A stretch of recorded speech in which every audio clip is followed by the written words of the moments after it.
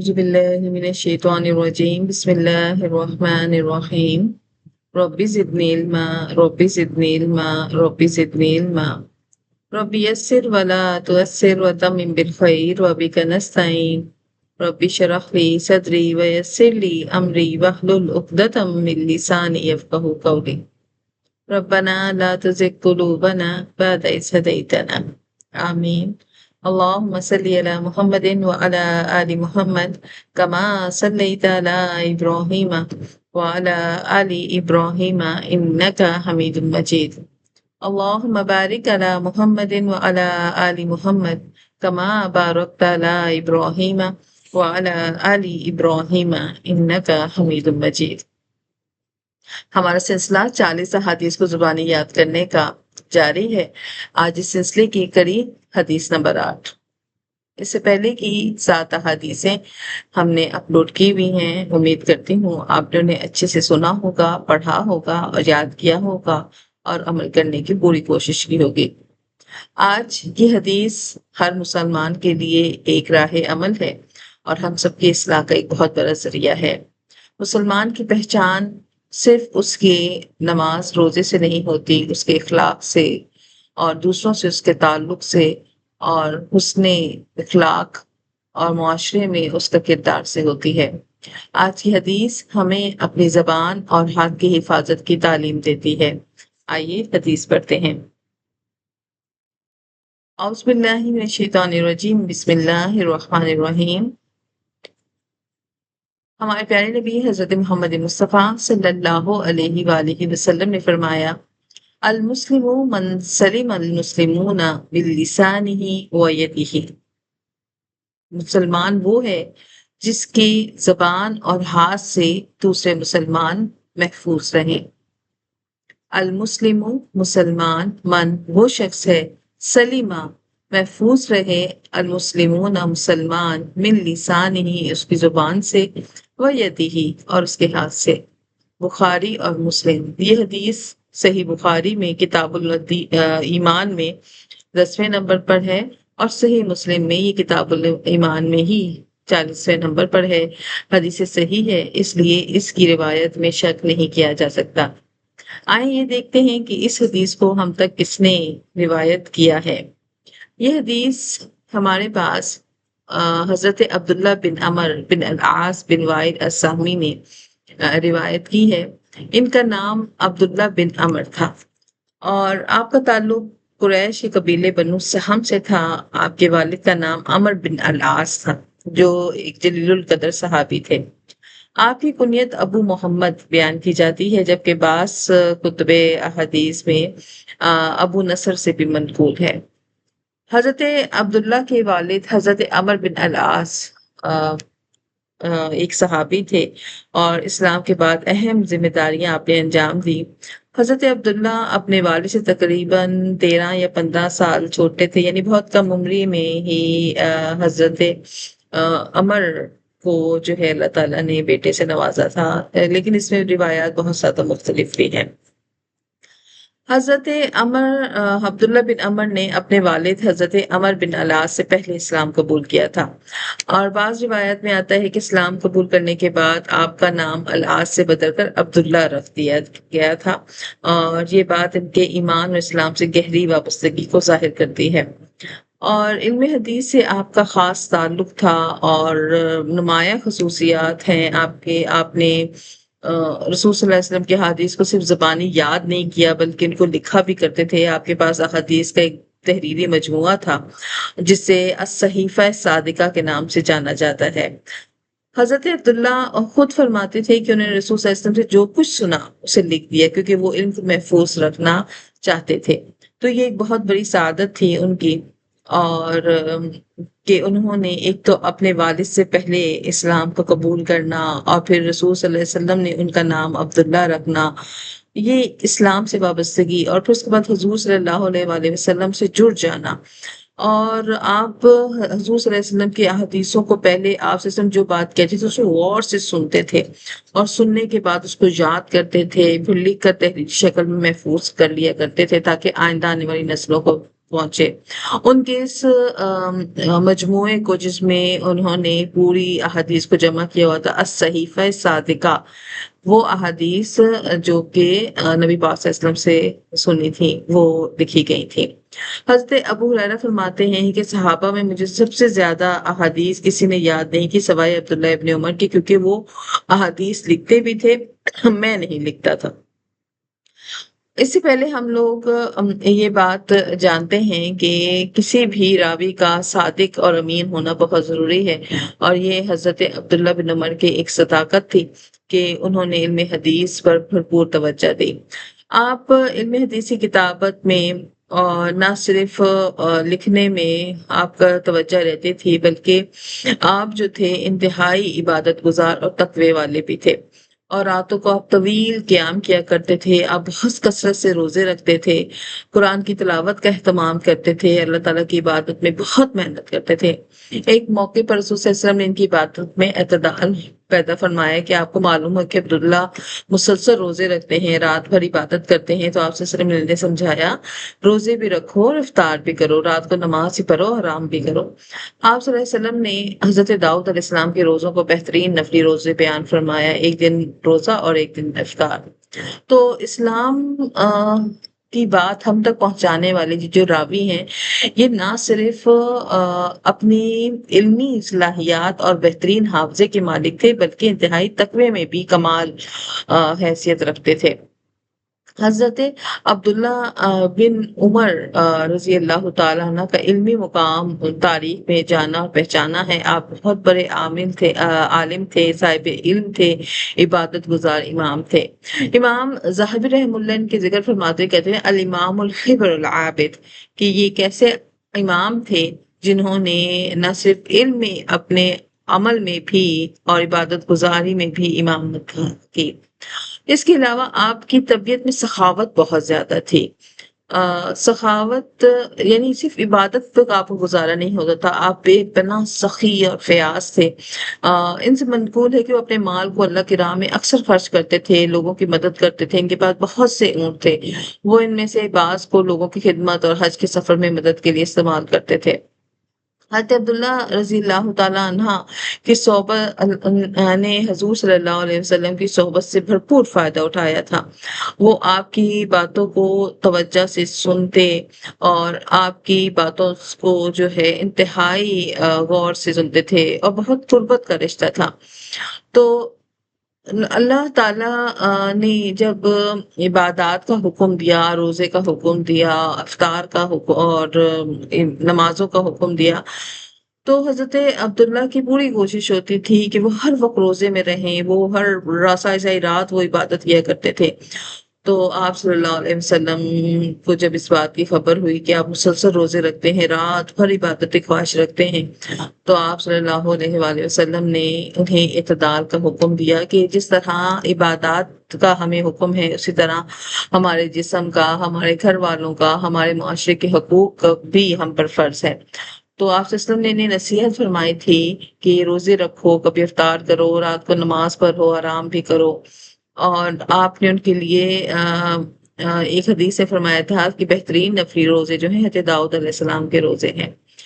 تو اس سے ہمیں بھی یہ سبق ملتا ہے کہ اسلام میں عبادت کے ساتھ ساتھ جسم اور دوسروں کا حقوق کا خیال رکھنا فرض ہے۔ تو یہ تو تھے وہ راوی اور کہ جنہوں نے اتنی احادیثیں مروی کی۔ حضرت عبداللہ بن عمر، اپنے ہاتھ سے احادیثیں لکھنا ایک بہت بڑی سعادت ہے۔ حضور صلی اللہ علیہ وسلم کے سامنے بیٹھ کر سننا اور سن کر یاد کرنا، یاد کر کے اسے لکھنا اور لکھ کر اسے آگے طلباء میں سمجھانا ایک بہت بڑی محبت ہے، ایک بہت بڑی محنت ہے، ایک بہت بڑا لگن ہے کہ زبان سے عمل تک کا یہ ایک پورا دنیا ہے۔ اور تو انہوں نے جہالت کے ان اندھیروں میں جب چند لوگ تھے کتابت کرنے والے، لکھنے والے، انہوں نے حضور کی باتوں کو بھی محفوظ کیا۔ ہم صرف حدیث نہیں پڑھتے ہیں، یہ بات یاد رکھیے گا۔ جب بھی ہم تک کوئی حدیث پہنچتی ہے تو سب سے پہلے ہمیں اس راوی کو ضرور دیکھنا چاہیے کہ وہ ہمیں کون ہم تک بات پہنچا رہا ہے۔ اسی لیے میں ہر حدیث سے پہلے کوشش کرتی ہوں کہ جو راوی ہے اس کا ایک مختصر سا انٹروڈکشن دے دیں، کیونکہ جس طرح ہم تیزی سے آگے بڑھتے جا رہے ہیں، ہم صرف حدیث کو پڑھ لیتے ہیں لیکن اس کے راوی کے بارے میں نہیں جانتے ہیں۔ وہ راوی دراصل ایک پوری اپنے اندر دنیا رکھتا ہے، اس کی صداقت، اس کی ایمانت داری، اس کی سچائی، اس کا کردار حدیث پر بڑا افیکٹ کرتا ہے۔ جس ہستی کی زبان اور ہاتھ سے کسی کو تکلیف نہ پہنچی ہو تو وہ ہستی جو ہر وقت عبادت میں گزرتی تو وہ کبھی بھی جھوٹ نہیں بول سکتی۔ تو حضور صلی اللہ علیہ وسلم سے متعلق جب بھی کوئی بات ہم تک پہنچے گی تو اس بات کو اپنی عادت بنا لیں کہ اس کے راوی کے بارے میں ضرور پڑھا کریں کہ کس نے روایت کیا ہے، کون سی احادیثی کتابوں میں ہے۔ اسی لیے میں اپنی ہر حدیث کے شروع میں اس کی راوی کے بارے میں ضرور آپ لوگوں تک بات کو پہنچاتی ہوں کہ ایسے ایسے لوگ بھی جب سہولتیں نہیں تھیں، جب کسی قسم کی کوئی لگژری لائفز نہیں تھیں اور ہر چیز بڑی مشقت اور محنت سے ہوتی تھی، اس دور میں بھی لوگوں نے احادیث پر محنت کی۔ قرآن کی حفاظت کا وعدہ تو اللہ نے کیا ہوا تھا، اس کی کتابت تو جاری تھی، لیکن حضور کی باتیں کو سننا، ان کے سامنے بیٹھ کر اس کو یاد کرنا کہ حضور نے یوں فرمایا، حضور یوں چلے گے، وہ کتنی محبت میں آگے بڑھے ہوئے ہوں گے۔ اور آج ہم لوگوں کے پاس اتنا وقت نہیں ہے کہ ہم حضور کی باتوں کو یاد کر سکیں۔ بہرحال آج کی حدیث جو ہم پڑھیں گے اس میں یہی ہے کہ اپنے ہاتھ اور زبان سے دوسروں کو محفوظ رکھیں، کیونکہ راوی جو ہیں جس نے ہم تک حدیث پہنچائی ہے، تو جس ہستی نے زبان اور ہاتھ سے کسی کو تکلیف نہ دینے کی حدیث بیان کی ہے تو اس کے اپنے ہاتھ اور زبان علم کو پھیلانے انسان کی سب سے بڑی خیر کے لیے استعمال ہوئے ہیں۔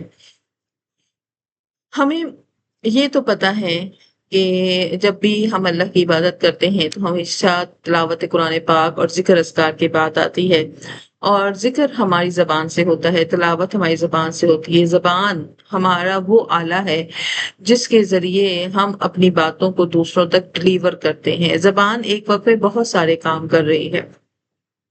زبان باتیں کر رہی ہے، آپ ہمارے خیالات دوسروں تک پہنچا رہی ہے۔ زبان اللہ کا ذکر بھی کر رہی ہے۔ زبان ہمارے لیے ہمارے کھانوں کو ٹیسٹ کر کے اس کا ذائقہ بھی بتا رہی ہے۔ تو ایک ساتھ بہت ساری چیزوں، بہت سارے کام کر رہی ہے۔ اور جب ہم ظلم کی بات کرتے ہیں، تکلیف کی بات کرتے ہیں، تو ہم یہ بات بھول جاتے ہیں کہ یہ جو ہمارے دانتوں کے اندر یہ گوشت کا یہ چھوٹا سا جو ٹکڑا ہے، اصل جو تکلیف ہوتی ہے اسی ٹکڑے کی وجہ سے ہوتی ہے۔ انسان تلوار کا مار بھول جاتا ہے لیکن زبان سے ادا کیے ہوئے الفاظ جو ہیں وہ انسان کی روح تک کو چھیلنی کر دیتے ہیں۔ تو زبان سے تکلیف پہنچانا سب سے آسان ہوتا ہے۔ ایک کمزور شخص، اکثر کہا جاتا ہے کہ جب لڑائی جھگڑا ہوتا ہے تو کمزور ہمیشہ جو ہے گالم گلوچ پہ آ جاتا ہے، کیوں؟ کیونکہ اس کے پاس اور کوئی آلہ نہیں ہوتا اپنے ڈیفینڈ کے لیے۔ اور اسی طرح جب ہم کسی کے دل میں، اپنے دل میں کسی کے لیے بغض رکھتے ہیں تو ہم غیبت کی طرف آ جاتے ہیں، ہم وجہ بے وجہ اس کی باتوں کو چھیڑتے ہیں، اس کی برائیاں ڈھونڈ ڈھونڈ کے لے کے آتے ہیں۔ تو سب سے زیادہ جو خطرناک چیز ہے وہ یہی زبان ہے۔ زبان سے تکلیف پہنچانا سب سے آسان ہے، یہ بغیر کسی جسمانی محنت کے دلوں کو چیرتی چلی جاتی ہے اور ایسے ایسے ضرب لگاتی ہے کہ انسان کافی عرصے تک اس تکلیف سے باہر نہیں نکل سکتا۔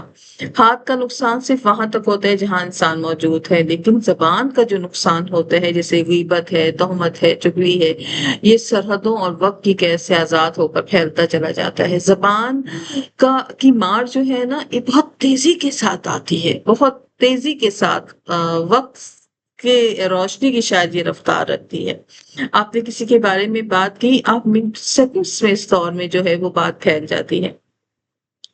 اسی طرح جسمانی چوٹ وقت کے ساتھ بھر جاتی ہے، لیکن زبان سے ٹوٹا ہوا دل، خراب کی گئی عزت آسانی سے ٹھیک نہیں ہوتے۔ ہماری تھوڑی دیر کا گوسپ جو ہے، تھوڑی دیر کے لیے ہم کسی کے اوپر تہمت لگا رہے ہیں، تھوڑی دیر کے لیے ہم کسی اپنے گوسپ کے لیے، ماحول کو چٹپٹا بنانے کے لیے کسی کو مذاق کا نشانہ بنا رہے ہیں۔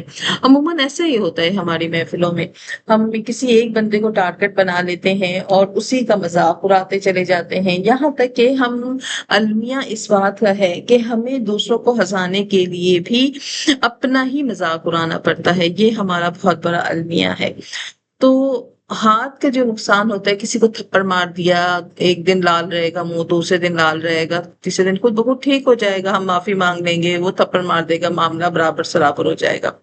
لیکن زبان سے کسی کے بارے میں جھوٹ بول دیا، زبان سے تہمت لگا دی، غیبت کر دی، مذاق اڑا دیا، تانا مار دیا، گالی دے دی، دل آزاری کر لی، تو یہ جو دکھ ہوتے ہیں نا، یہ اندر ہی اندر انسان کو ختم کر دیتے ہیں۔ تو ہاتھوں کا نقصان تو انسان جھیل لیتا ہے۔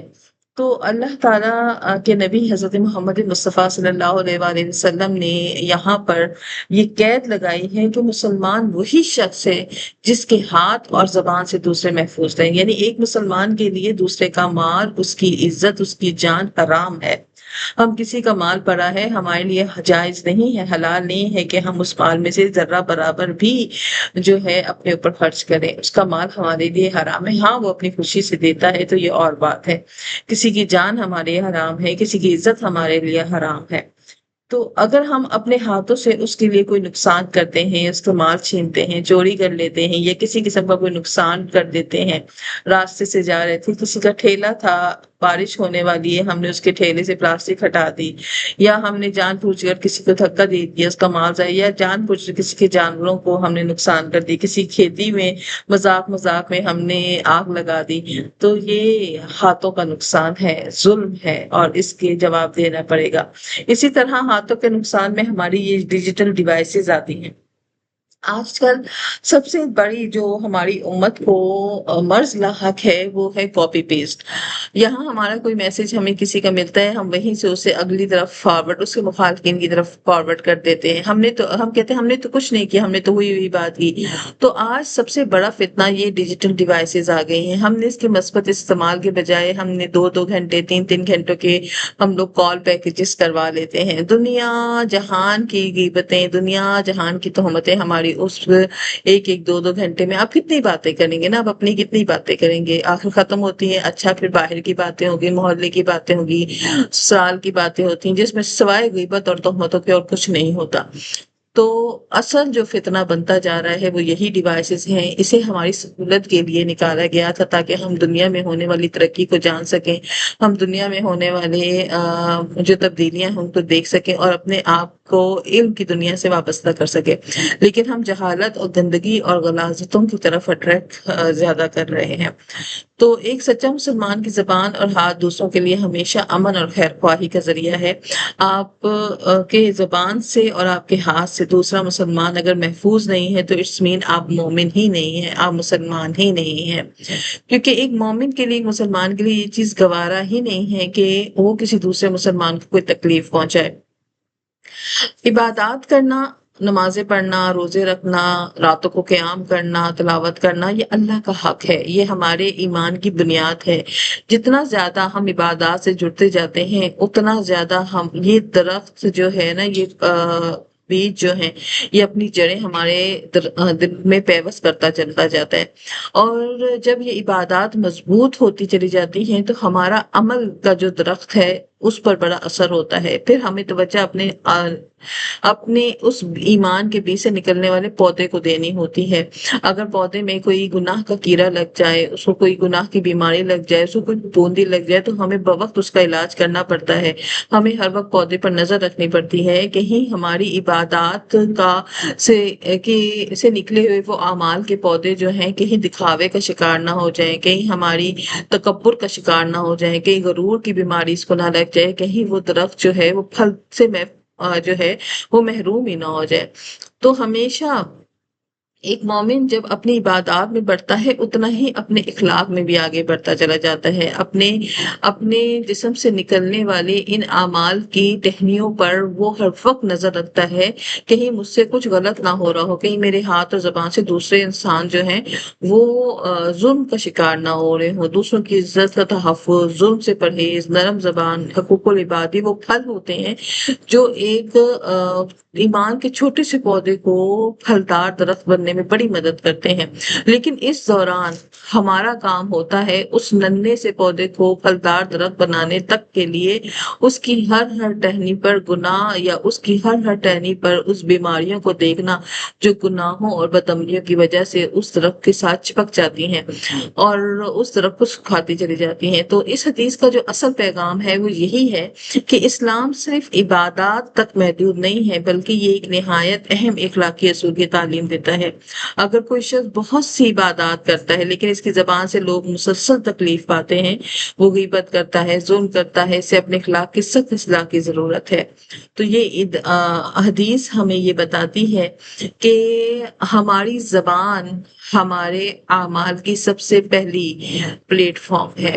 اگر ہم جتنی مرضی عبادات کر لیں، ہم جتنی مرضی سخاوت کر لیں، ہم جتنی مرضی صدقے خیراتیں کر رہے ہیں، لیکن ہماری زبان میں اگر مٹھاس نہیں ہے، ہماری زبان ہر وقت زہریلی ہے، ہماری زبان سے کوئی محفوظ نہیں ہے، نہ کسی کی عزتیں محفوظ ہے، نہ کسی کی جان محفوظ ہے، ہم جب جس وقت جس کا دل چاہے ہم اس کی بے عزت کر دیں، ہم جس کو چاہیں اپنے غصے کا نشانہ بنا دیں، تو پھر ہماری یہ ساری عبادات، ہماری یہ ساری کوشش اور محنت رائے گاہ چلی جاتی ہے۔ بالکل اسی طرح اگر ہمارے ہاتھوں سے بھی اگر کوئی دوسرا مسلمان محفوظ نہیں ہے، ہم اس کے مال کو، اس کی جان کو، اس کی عزت کے نقصان کے در پر رہتے ہیں، تو بھی ہمیں اس بات پر توبہ طائب ہونا چاہیے۔ تو روزمرہ زندگی میں جو ہمیں سنہرا اصول اس حدیث مبارکہ سے ملتا ہے کہ میری زبان سے کسی کا دل نہ ٹوٹے، کسی کے ذات پر کوئی اثر انداز نہ ہو، کسی کی عزت پامال نہ ہو، اسی طرح میرے ہاتھ سے کسی کو نقصان نہ پہنچے۔ گھر، پڑوسی، دوست، معاشرہ، ہر فرد کے لیے ہم نے یہ اصول بنانا ہے۔ اپنے گھر سے ابتدا کریں۔ میرے گھر میں میری زبان کی میں اندر مٹھاس ہونا چاہیے۔ ہم دوسروں کے لیے، ہم نے اکثر گھر میں دیکھا ہے کہ گھر کے مرد باہر رہتے ہیں، ان کے لیے انتہائی مٹھاس اور انتہائی محبت سے بات کی، لیکن جیسے ہی وہ گھر کے اندر داخل ہوتے ہیں، انتہائی غصے سے چیخنا چلانا، گالم گلوچ کرنا، اس کو تھا غصہ، اس کو غصہ کرنا شروع کر دیتے ہیں۔ یہ انتہائی کبھی عمل ہے۔ آپ کی عبادات، آپ کی سخاوت اگر آپ کے زبان کو نرم نہیں کر سکی تو وہ آپ کے اندر پیدا ہونے والے غرور کو بھی ختم نہیں کر سکتی ہے۔ تو آج میں ہم نے کیا سبق سیکھا؟ آج ہم نے جو سبق سیکھا ہے کہ ہمیں اپنی زبان کو نرم رکھنا ہے، ہمیں اپنی زبان کو برے القابات سے، گالم گلوچ سے محفوظ رکھنا ہے، جھوٹ سے، غیبت سے، تہمت سے محفوظ رکھنا ہے، ہمیں کبھی کسی تیسرے بندے کی بات نہیں کرنی ہے، اور اسی طرح کوئی اگر ہم سے سختی سے بات کرتا ہے تو ہمیں اسے نرمی سے جواب دینا ہے، اور ہمارے ہاتھوں سے دوسرا انسان محفوظ رہے۔ ہاتھ صرف جو ہے وہ تھپڑ مارنے یا دھکا دینے کے لیے نہیں ہوتے، ہاتھوں سے بہت اور بھی کام ہوتے ہیں، چوری ہو جاتی ہے، کسی کے مال کا نقصان ہو جاتا ہے، اسی طرح جانتے بوجھتے کسی کو نقصان کی طرف دھکیلنا بھی ہو سکتا ہے۔ تو آج دو سوال آپ لوگوں سے کر کے چھوڑ رہی ہوں۔ ایک یہ کہ کیا آج میری زبان سے کسی کو تکلیف نہیں پہنچی، اور دوسرا کیا آج میری کسی عمل سے تو کسی دوسرے کو نقصان نہیں پہنچا۔ یہ دو سوال ہیں جو ہم نے روزانہ رات کو کرنا ہے، اور اپنے بستر پر جاتے ہوئے اور اپنے آپ سے بڑی آنےسٹی کے ساتھ سوال، اگر ہاں میں جواب آتا ہے کہ ہاں میں آج فلاں جگہ پر مجھے غصہ آ گیا تھا، میں بہت ناجائز بول گئی، میں فلاں جگہ پر میں نے جھوٹ بول دیا، فلاں جگہ پر ہمیں اپنے عمل کا سب سے زیادہ پتہ ہوتا ہے، تو اللہ سے فوراً توبہ کرنی ہے اور معذرت کرنی ہے، اپنے اصلاح کی کوشش کرنی ہے۔ اسلام ہمیں یہ سکھاتا ہے کہ ہم اللہ کے بندوں کو اپنے ہاتھ سے اور زبان کے شر سے محفوظ رکھیں۔ تو آج کی حدیث بہت پیاری ہے۔ مسلمان وہی شخص ہے جو اپنے ہاتھ سے اور اپنی زبان سے دوسرے مسلمان کو محفوظ رکھتا ہے۔ حدیث کے الفاظ یاد رکھیے گا: المسلم من سلم المسلمون من لسانہ و یدہ۔ مسلمان وہی ہے جس کے ہاتھوں اور زبان سے دوسرے مسلمان محفوظ رہیں۔ اللہ تعالی ہمارے ہاتھوں اور زبان سے دوسرے مسلمانوں کو محفوظ رکھے اور ہمیں بہترین اعمال کی توفیق عطا فرمائے۔ آمین ثم آمین، وآخر دعوانا الحمدللہ رب العالمین۔ سبحان ربک رب العزت عما یصفون وسلام علی المرسلین والحمدللہ رب العالمین۔ السلام علیکم ورحمۃ اللہ وبرکاتہ۔